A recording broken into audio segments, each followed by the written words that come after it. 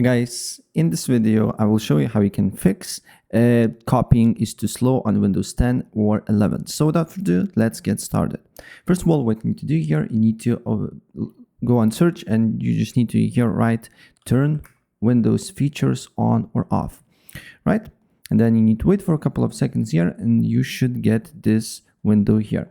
Then you just need to click on one of the tasks here and press R until you see Remote Differential Compression API Support.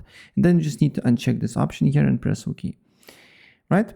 And up to that, you just need to wait and look if the problem persists or not. Then what you need to do here is to go to a Windows PowerShell. Simply right click on your Windows icon here and then you should find Terminal Admin.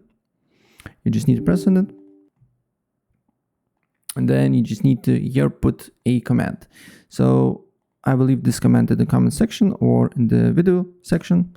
And then after you get OK, you can close this window here. Then you need to go to services. On services, you need to look for open optimized drives.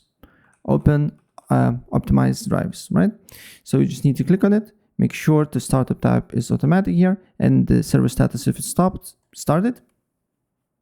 Apply OK, restart your computer and the problem should be fixed. So yeah, that's basically it.